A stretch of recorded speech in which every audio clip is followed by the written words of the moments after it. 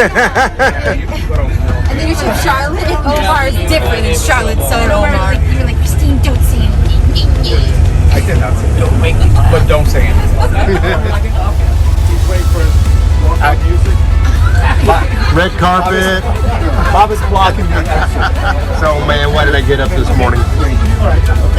How much should I know? Go Omar. Go Omar. We don't have to go inside. We're gonna make the presentation. Is that what we're here to we do? need to be able to make me fun. That is uphill.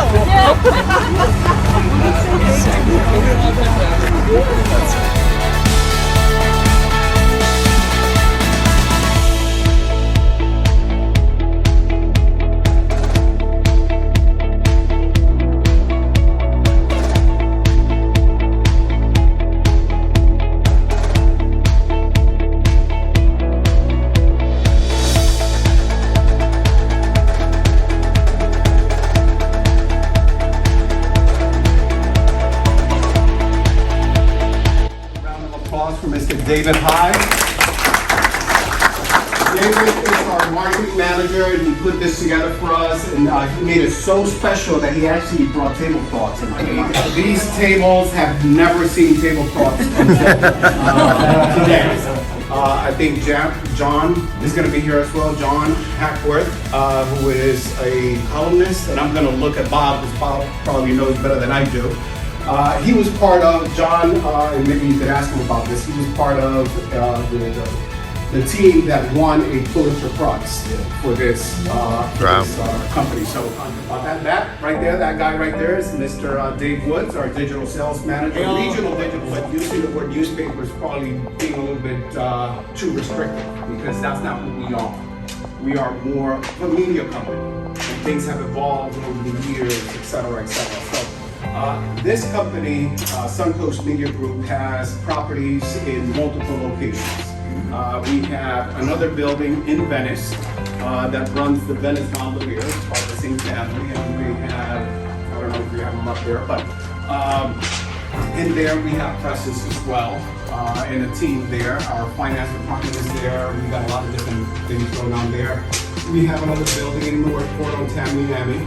Some of you are probably familiar, you've seen it as you go by. There we have, for the most part, a team of reporters that cover Englewood as well as Northport, and we also have our creative services located there.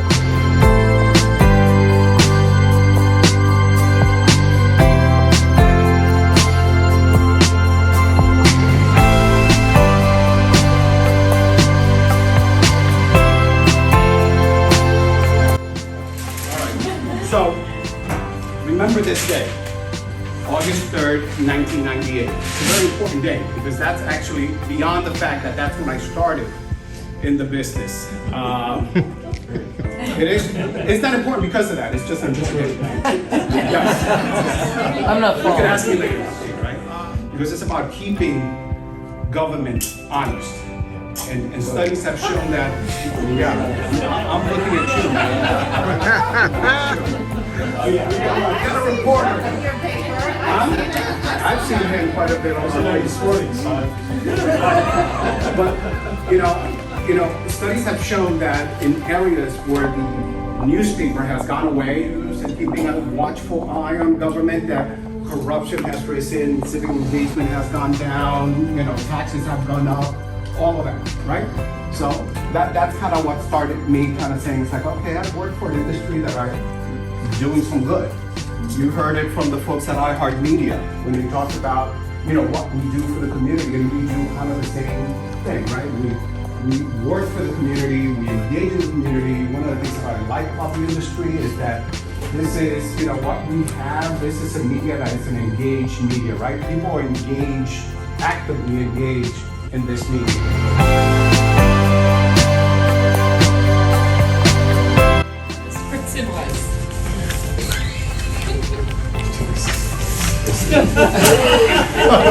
She saw a picture of herself in one. I don't know, but she looks much younger than the one I got.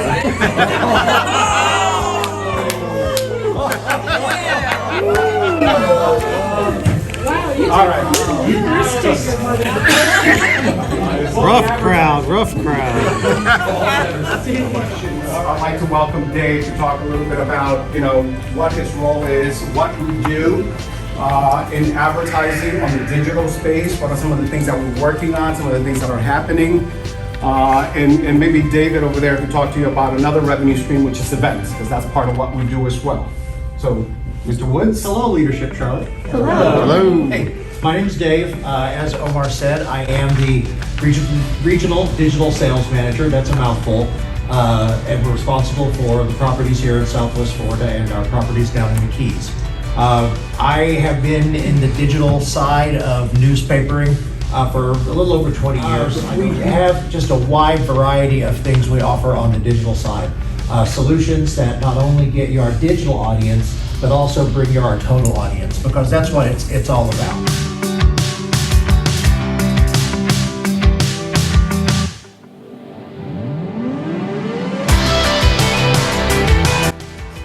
And I love digital because there is so little waste associated with it when it's done correctly. Right.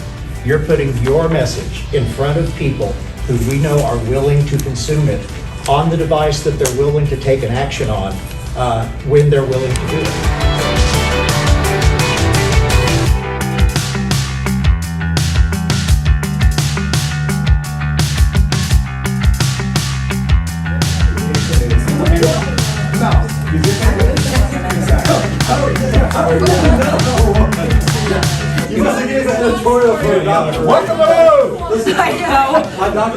We were talking about revenue streams and looking at, different opportunities beyond just the news side. And, that's what we're talking about audience. So that's why we have a lot of specialty publications geared to specific audiences. So it may not make sense for a podiatrist to, advertise in, the entertainment section.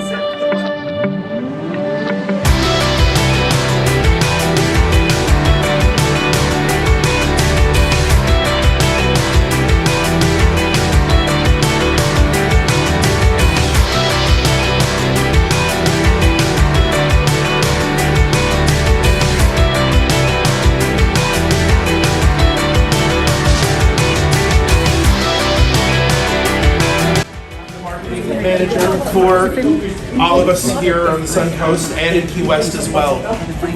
Part of my job is to market the products that we have to the region and to our subscribers as well.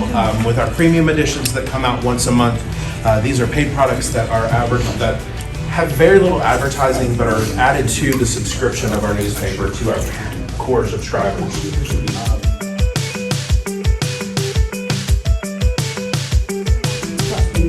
If you're a subscriber to a paper to be delivered, and you said you get the free E-edition. E-edition. If you put your application for 2 weeks and you put your subscription on hold for 2 weeks, can you still access the e-subscription, or does that stop for those 2 weeks?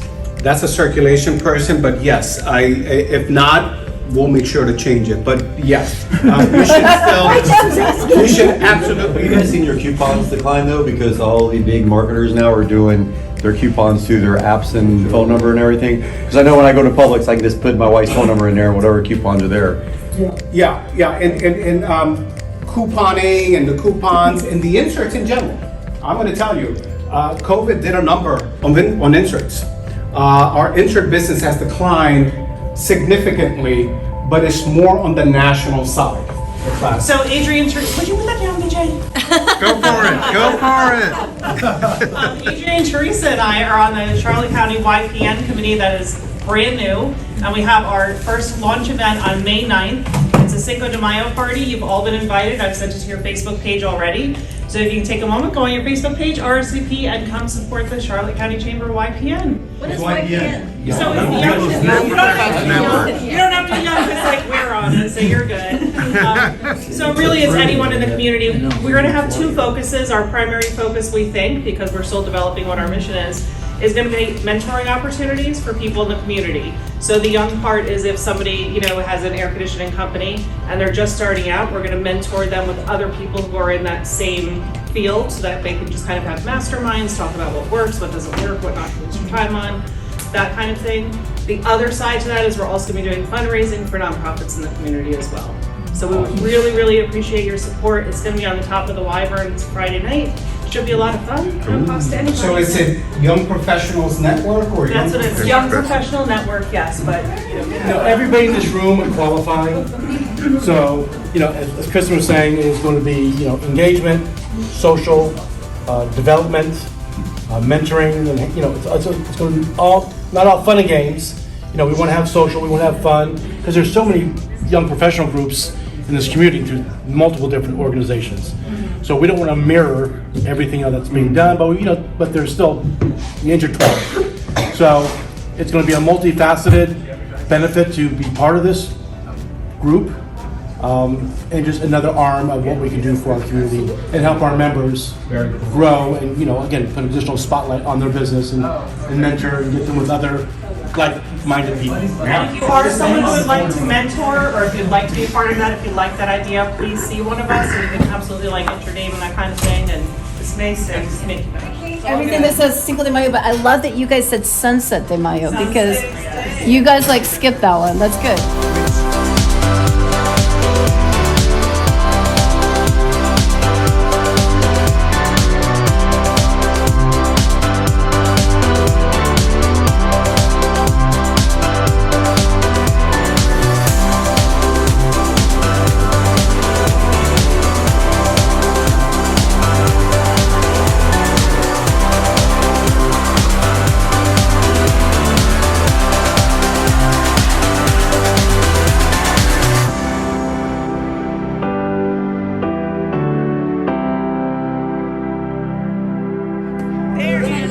He's a couple of years old. I'm gonna look at my yearbook. I got a mullet, Mike, so if you ever see me posting... A mullet? Oh no. This, they're laughing at my picture, okay? Why? Because it's $1,000 years old. Well, because Omar number one goes, when was this thing? I think that's everybody back. You're horrible. It's our yearbook picture. It's okay. She's one of those old-time realtors. Yeah, that's got the hair Yeah, this is it's very interesting because this is kind of the first one that I worked at. There's no offices here. I was gonna say, it's a The little weird. president of the whole organization, that's his chair back there, next to the boxes. You have to go do a gauntlet to get to my office. By design. But it's pretty cool because There's true hazards. we deal with the news team over here, and typically the scanner is on, so it's kind of so it just keeps us alive. Like he says, we do normally have the scanner on, listening to the police and emergency services and hearing what's going on. And then through over this little hallway through here, we have the layout teams. This is advertising. Oh my goodness. It keeps going. It keeps going. Yeah. This is mostly layout where they actually lay out the daily paper and take what the reporters write and what advertising creates and put them into the. Who gets the good right here? Yeah, it looks like Alienware almost.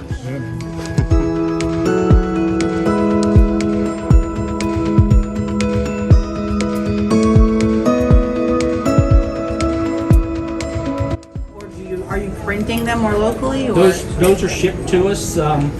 Most of them are printed at there's a large Gannett facility in Lakewood, Florida, and most of them are printed there and they're trucked to us at night each night.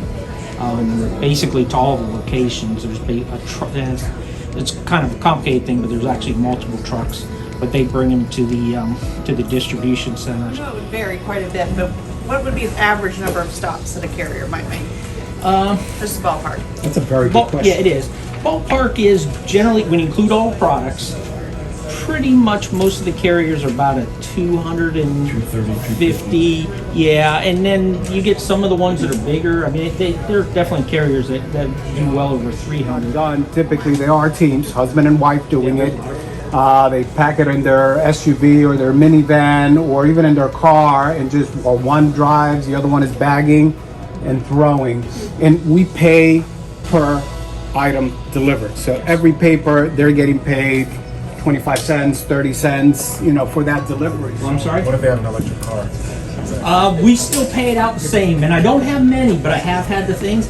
But again, we calculate the profitability of the route, and So like, for instance, if you were delivering in the middle of Port Charlotte and your route's just like 5-7 Yeah. blocks, as opposed to going clear out the east part of the county. Yeah.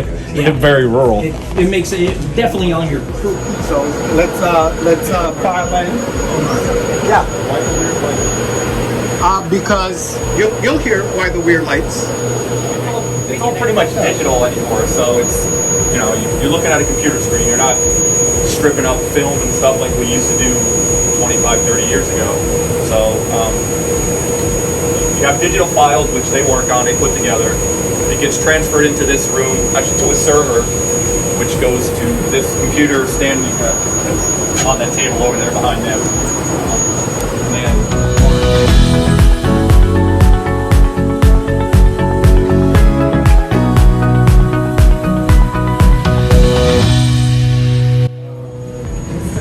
That's a monstrosity. Filling the space over here. I dropped a screwdriver, you guessed where I put it. As long as you don't move the machine, we'll find it. We'll hear it before we see it. All right, welcome to the best part of the tour, best part of your day. This is our 19-unit Goss Urbanite press. This is where the magic happens after everybody does their work. This is where the real work comes in, the physical work. So what we have here are the plates that I was just discussing. They're aluminum plates. They're kind of thin, 12 thousandths for those who. Yeah. So each one of these that you see here, like this here is one unit, one self-contained unit. So in order to print a paper, say this front page, this is today's front page here. So in order to print this, it has to pick up 4 different colors. So that's why you see 4 different plates laid out here. We have cyan, which is a blue, magenta, is a reddish, and we have a yellow and a black. So when I was talking about earlier, when the plates and the files are scanned or built, they're separated out into these 4 colors. Each unit, and it's kind of hard to see, but if you look there, it's a blue, this unit here, and then the one behind it is a red, magenta. The one up there in the middle is a yellow, and then black. So this web, this paper roll, starts off in these roll stands in the very back of the press, and it'll go through each unit in a continuous web, and it'll pick up each one of these plates, separated out. So this here is the cyan plate. All the cyan aspect of that paper is scanned out and burned onto this plate. So, I mean, this process is really kind of neat because we can recreate just about anything with just these 4 colors. You know, it's really pretty amazing. So how much pressure is how much There's saturation? a lot of squeeze between the blanket and the plate. Because you're literally creating photographs. It's what you're doing, yeah. It's pretty much, you know, this is actually raised. Yeah. You can't really feel it, but so what it does is like a 5 to 7 thousand squeeze between the blanket, which is a compressible material. So it'll compress, and the image will offset onto the blanket and then print onto the web, and that's why it's called offset printing. Because if you were printing directly onto a web, this image would be reversed because you're just going from one to the other. The web being the paper. Right. The blanket that he's referring to is like the rubberized portion that this gets attached to. So the paper or web touches that rubberized portion, and that's There's a series of rollers and stuff in there that transfers the ink down to the plate, which is transferred to the blanket, and then onto the web. I have 2 questions. Sure. How many times does this shit break? Not a lot. But do you have to shut and then read? Oh, that's a nightmare, yes. Okay. It's and what's the worst thing that you can hear out here if you're working in this area? When a web breaks and it starts wrapping up one of these blankets, that's kind of the worst scenario. Somebody's getting ink on. A lot of damage.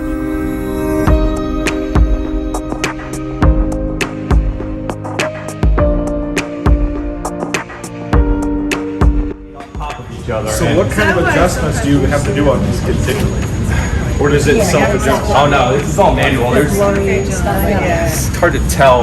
You can see kind of the side of the unit, the seat wheel. So that will actually, yeah, they're called side lathes. So that'll move your printing cylinder where your plates are hung. You kind of see that, and it'll move it side to side to align it with the other three colors. And then you have compensator rollers that'll adjust it from head to tail. Yeah. So you can manipulate the web up and down, and then you manipulate the plate side to side to get everything to kind of line up on top of each other. So this press is capable of going 50,000 copies an hour. So that's a lot. It's fast. So this process happens quick. So if something goes wrong, you have seconds to get it fixed again, and try not to get unregistered papers go out the door. You know. All right. So yeah, these are actually, to me, these are pretty interesting facts. I believe. So we run anywhere from an 11-inch web or paper roll all the way up to a 34-inch. So this is our 22-inch paper, which prints our daily. So we have, the weights range from 300 pounds per roll all the way up to 1,200 pounds for one roll, quite a bit. Just for the daily, for the Sun, we use an average of 3,000 pounds of paper per run, and that's approximately about 21,000 pounds a week, just to produce the daily. How many of those would that be? 321. It all depends. There's usually probably about 6 to 8 rolls per run. What do you use to elevate that? I'm assuming like a There's a crane at the end with hooks. Okay. Yeah, the shaft will go through. Okay. Yeah, the shaft goes through. It's got a hole on the side here. Kind of like moving hay bales? Yeah, a little shaft goes through, and there's hooks that puts it into the the printing machine.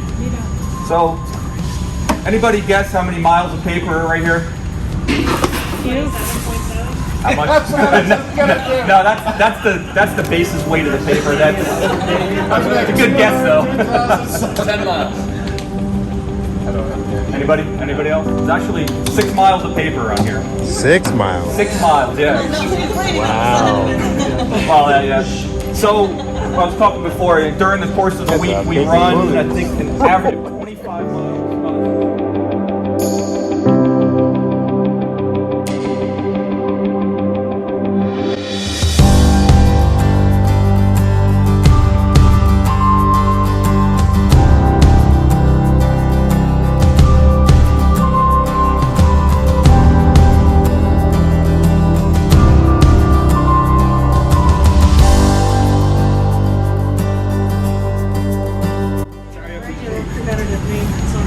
You would think so, right?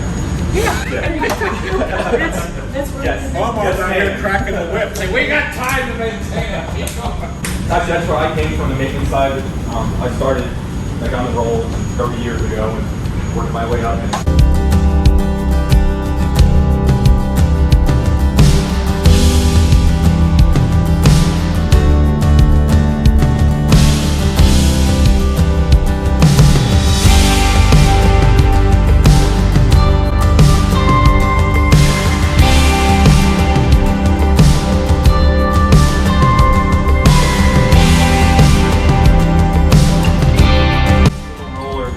Sits in the water pan and picks up water, transfers it onto the water rollers, that's what keeps your plate clean. So once you get a hole in this, or sometimes it'll break and the sock will just disappear. Yeah. Is there a change to the air quality in here when they're running? I mean, you smell like ink. Does it change in here at all?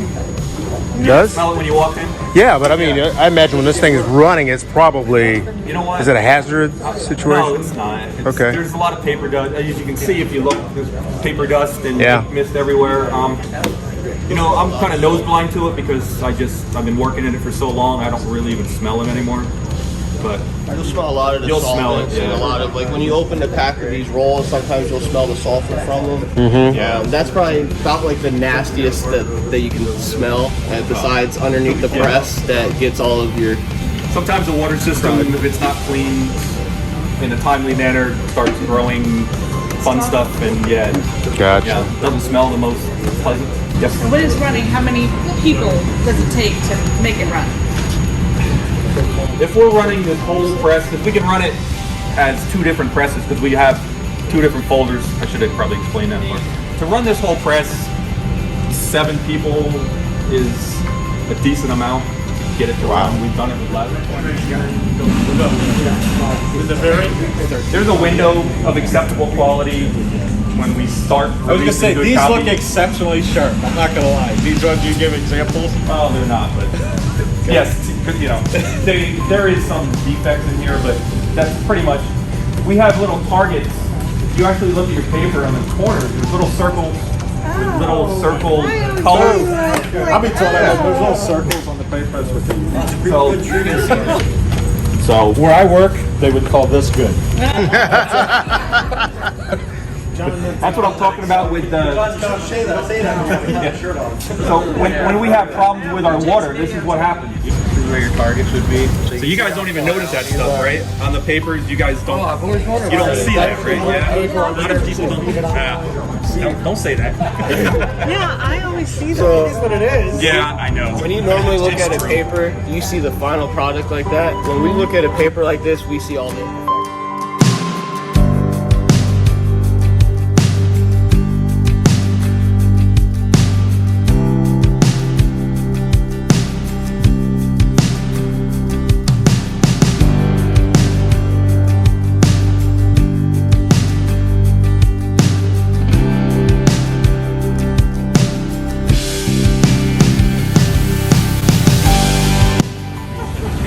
So this right here is the SLS 1000. This is 2 jackets and 18 products that can get inserted into it. Typically we run into our daily about like 10 to 12 inserts, which is the paper that you would receive on a Wednesday or a paper that you would receive on a Sunday. There we go. Sorry about you guys. This is what it sounds like. It sounds a lot louder when it's on the 14. On down the speed on this.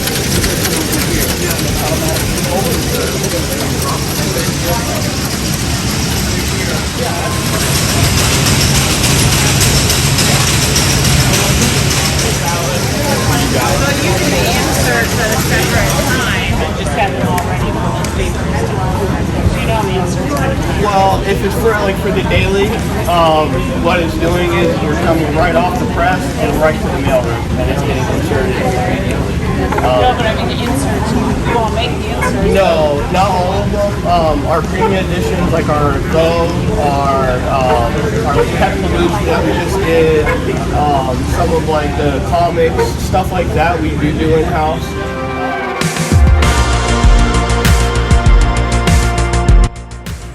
Yeah.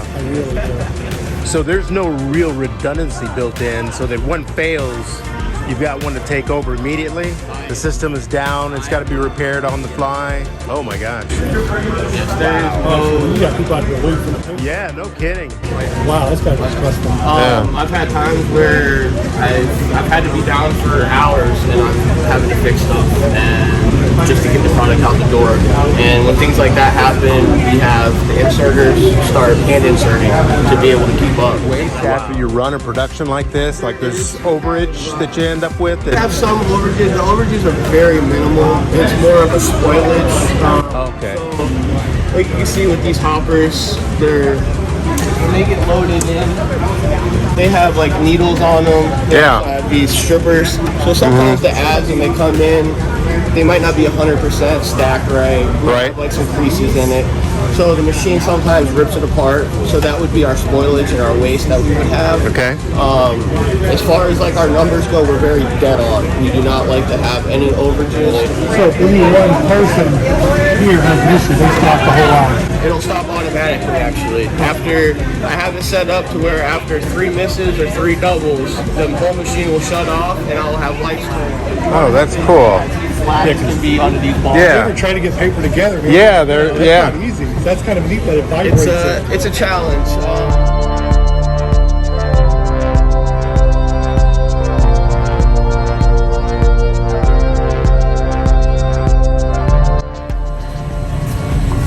You can see this right here. This is considered a quarter fold, which is how you can see the fold in here like this. Okay. That right there is what goes through this machine here, which actually Interesting. When I was a kid and learning papers, they'd give you all the papers, and then all the inserts. And before you even deliver them, you have to do all the inserts. So exactly like what you did there is exactly what would happen if I'm down and I still need to catch deadline. That's what those employees would be doing. They would start handing it. Otherwise, So it sounds like 7 days a week, almost 24-hour operation, right? Yeah. So we do not. There is no days off in this place. So what in terms of staffing?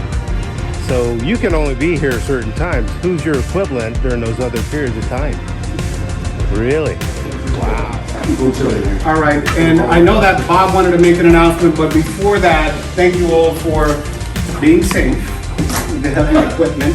I did pick this up, and quite frankly, maybe Scott would know, I know Linda would know. Is this something hasn't gone out yet?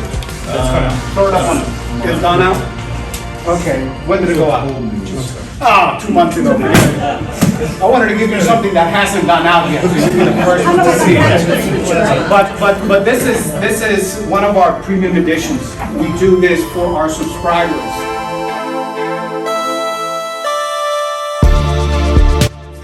Yeah, real quick, if you can all get out your calendars, at least so you can pinpoint this date.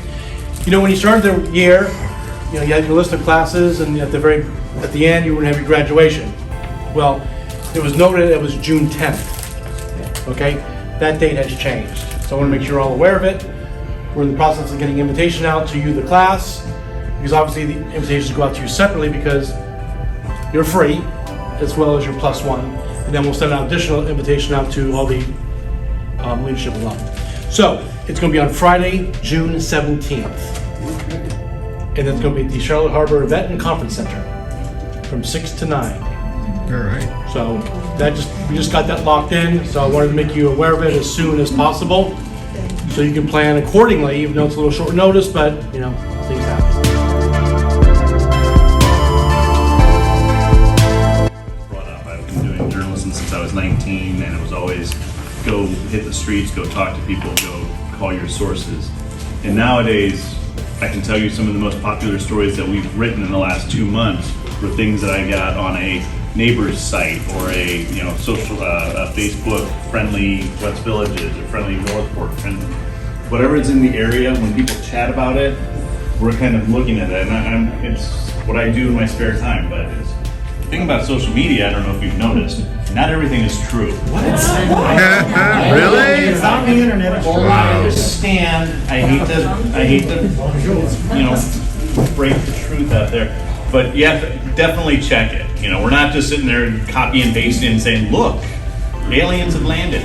So we do our due diligence. We talk to Florida Wildlife Commission, local police, see what's true about it, what's not. It's kind of like batting percentage when it comes to Major League Baseball. If you get 3 out of 10 hits, 10 at bats, and you get 3 hits. Same thing with news tips. If you get 10 news tips and 3 of them are good, you're having a good day.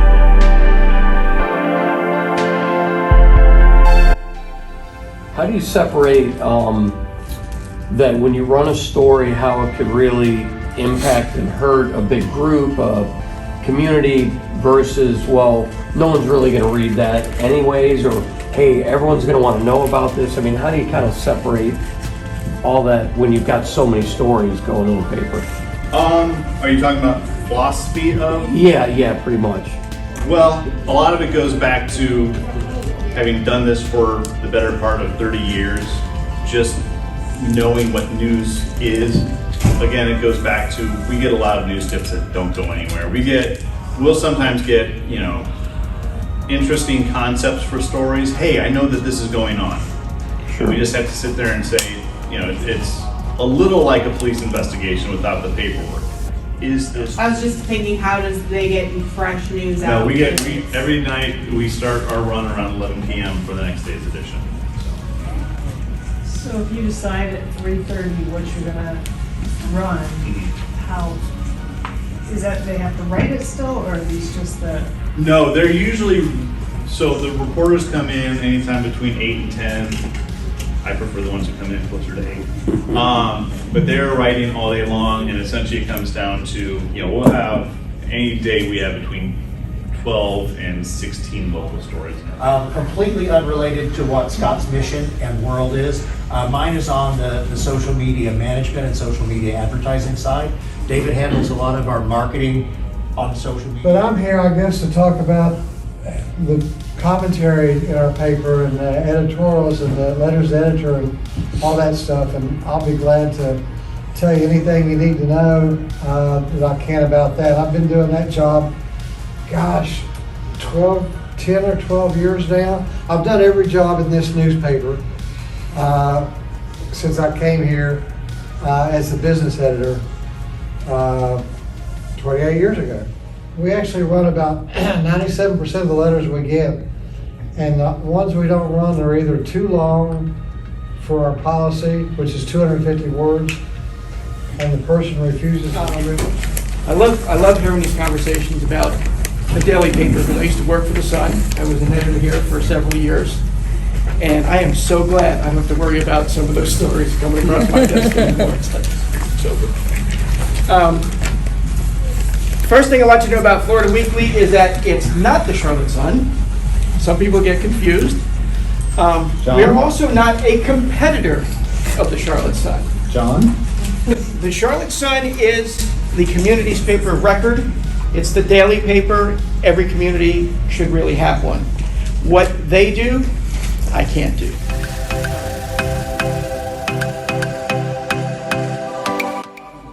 That being said, an advertiser for Thanksgiving was putting their special in our entertainment section. And it was, kind of a menu, a list of things, 3-course, 5-course meal, whatever. And, it was going to be topped off with a cream of, it's supposed to say duck. It did not say duck. Oh. Yeah. For some reason, someone confused the U with the I, and so that was. Oh yeah.